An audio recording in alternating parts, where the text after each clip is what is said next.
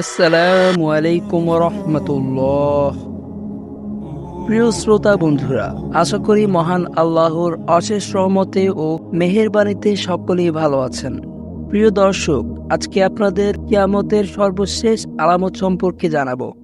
এর জন্য পুরো ভিডিও জুড়ে সঙ্গেই থাকুন। কিয়ামতের পূর্বে ইয়েমানের আদন নামক স্থানের গর্ত থেকে একটি ভয়াবহ আকারের আগুন বের হয়ে মানুষকে হাসরের দিকে একত্রিত করবে। এ ব্যাপারে কতিপয় সহিহ হাদিস সম্পর্কে আলোচনা করব। মুসলিম শরীফে হুযায়ফা রাদিয়াল্লাহু তাআলা আনহু হতে বর্ণিত, তিনি বলেন, একদা রাসূল সাল্লাল্লাহু আলাইহি ওয়াসাল্লাম আমাদের কাছে আগমন করলেন। আমরা তখন কিয়ামত সম্পর্কে আলোচনা করছিলাম। তিনি বলেন, যতদিন তোমরা 10টি আলামত না দেখো ততদিন কিয়ামত হবে না।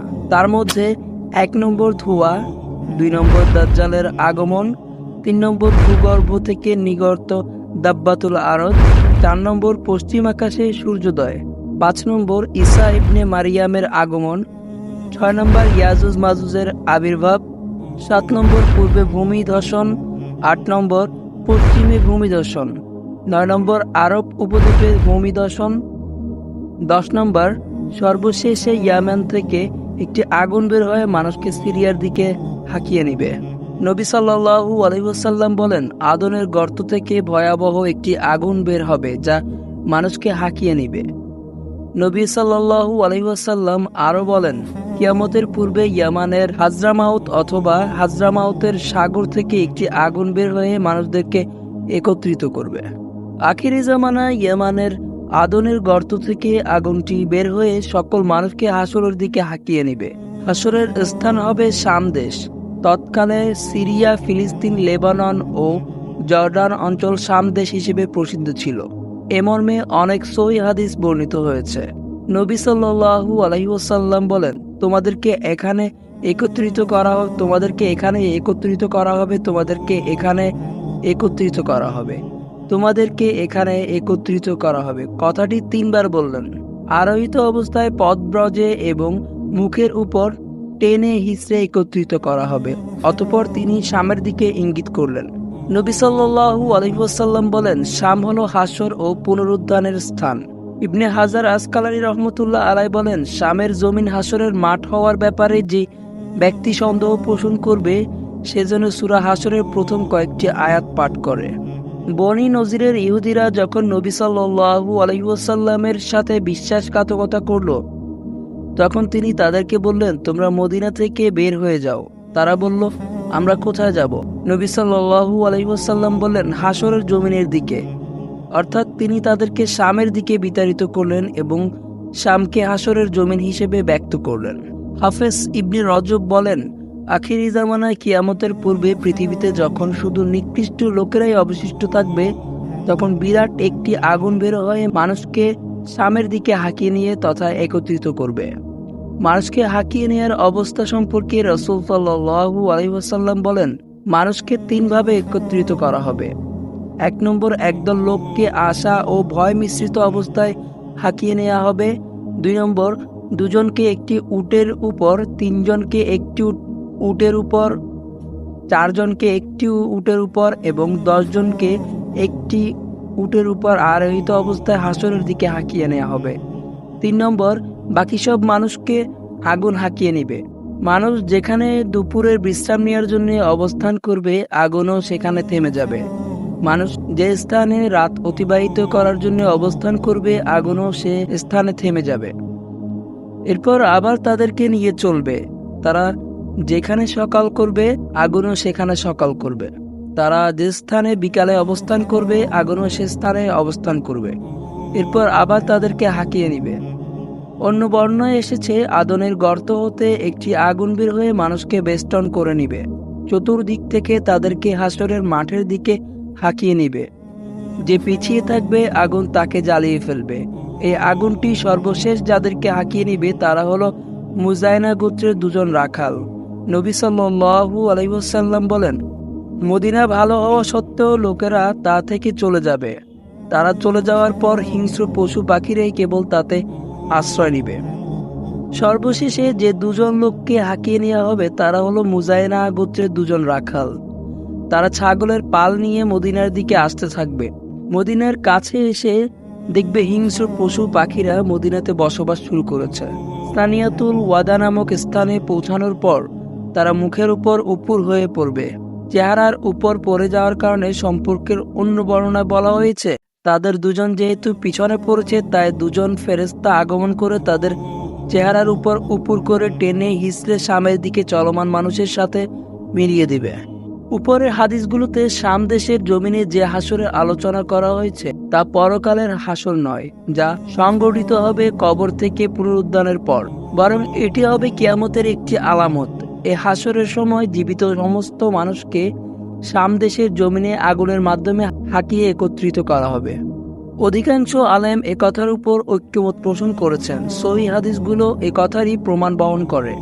ইমাম নববী রহমতুল্লাহ আলাই বলেন, আলেমদের কথা হলো এই হাসরটি দুনিয়ার শেষ বয়সে কিয়ামতের ও সিংহায় ফুঁক দেওয়ার পূর্বে সংগঠিত হবে। শাম দেশের বিভিন্ন অঞ্চলে এই হাসর হবে। ইসরাফিলের সিংহায় ফু দেওয়ার সাথে সাথে কিয়ামত হবার পর কবর থেকে উঠে যে হাসরের মাঠের দিকে লোকেরা দৌড়িয়ে যাবে তার ধরন শাম দেশে হাসরের চেয়ে সম্পূর্ণ ভিন্ন হবে, যার সামান্য বিবরণ কিছুক্ষণ পর প্রদান করা হবে। শাম দেশে হাসরের অবস্থার বিবরণ আবু হুরায়রা রাদিয়াল্লাহু তাআলা আনহু এর হাদিস থেকে জানা যায় যে মানুষকে তিনভাবে একত্রিত করা হবে।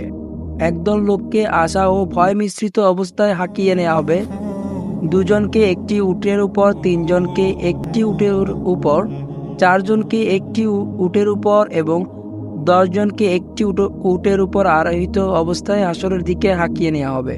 বাকি সব মানুষকে আগুন হাঁকিয়ে নেবে। মানুষ যেখানে দুপুরের বিশ্রাম নেওয়ার জন্য অবস্থান করবে আগুনও সেখানে থেমে যাবে। মানুষ যেখানে রাত অতিবাহিত করার জন্য অবস্থান করবে আগুনও সেখানে থেমে যাবে। এরপর আবার তাদেরকে নিয়ে চলবে।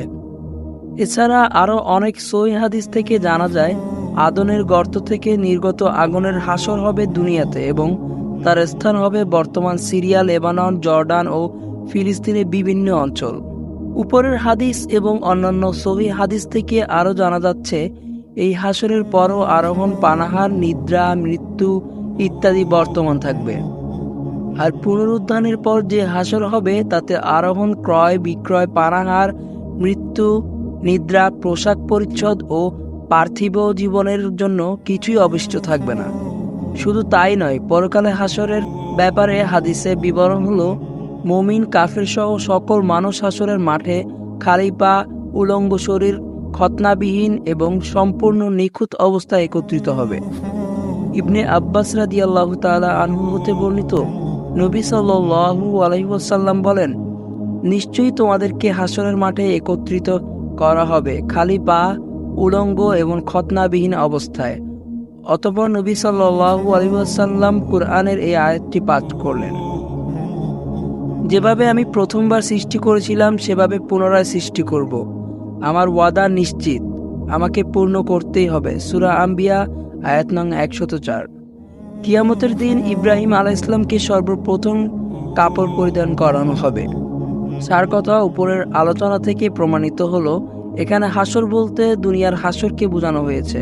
কিয়ামতের অল্পকাল পূর্বে তা দুনিয়াতেই অনুষ্ঠিত হবে। উভয় প্রকার হাসরের মধ্যকার পার্থক্যটিতে যাতে পাঠকদের কাছে সুস্পষ্ট হয়ে যায় সেজন্য এখানে পরকালের হাসরের কিছু দৃশ্য তুলে ধরা হলো।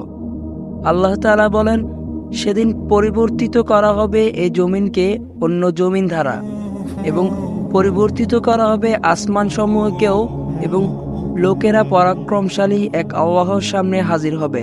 সূরা ইব্রাহিম আয়াত নং 48।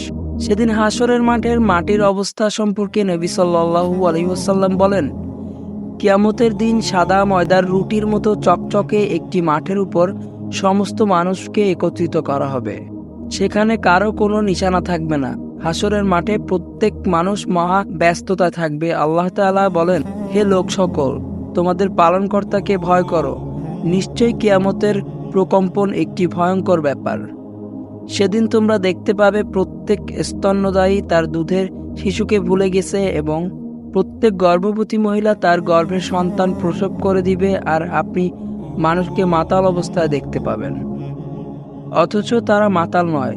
বস্তুত আল্লাহর আযাব খুবই কঠিন। সূরা হজ আয়াত 1 থেকে 2।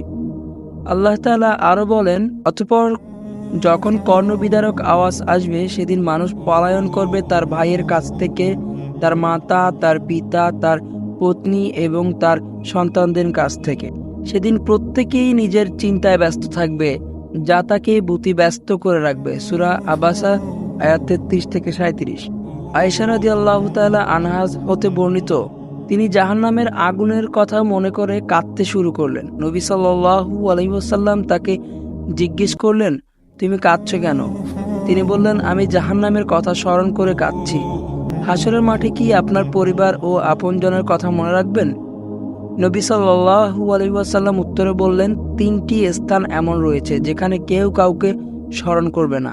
1 নম্বর, মানুষের আমল যখন মাপা হবে তখন মানুষ সব কিছু ভুলে যাবে, চিন্তা একটাই থাকবে, তার নেক আমলের পাল্লা ভারী হবে না, হালকা হবে। 2 নম্বর, যখন আমলনামা দেয়া হবে তখন কেউ কাউকে স্মরণ করবে না, আমলনামা ডান হাতে পাবে না বাম হাতে পাবে, এ নিয়ে চিন্তিত থাকবে। 3 নম্বর, পুলসিরাত পার হওয়ার সময়ও সকলে ভীত সন্ত্রস্ত থাকবে, কেউ কাউকে স্মরণ করবে না।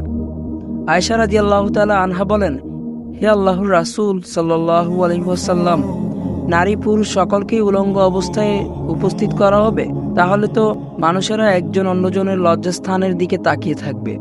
নবী সাল্লাল্লাহু আলাইহি ওয়াসাল্লাম বললেন, ব্যাপারটি একজন অন্যজনের দিকে তাকিয়ে থাকার চেয়ে অনেক ভয়াবহ হবে। প্রত্যেকেই নিজের উপায় কী হবে তা নিয়ে ব্যস্ত থাকবে, একজন অন্যজনের লজ্জাস্থানের দিকে তাকানোর চিন্তাও করবে না। হাসরের মাঠের একটি দিনের পরিমাণ হবে দুনিয়ার 50,000 বছরের সমান। এদিনের দীর্ঘতা দেখে মানুষ মনে করবে দুনিয়াতে তারা অতি সামান্য সময় বসবাস করেছিল। আল্লাহ তাআলা বলেন, ফেরেশতাগণ এবং রূহ জিবরাইল আলাইহিস সালাম আল্লাহর দিকে ঊর্ধ্বগামী হবেন এমন একদিন যার পরিমাণ হবে 50,000 বছরের সমান। সূরা মাআরিজ আয়াত নং 4।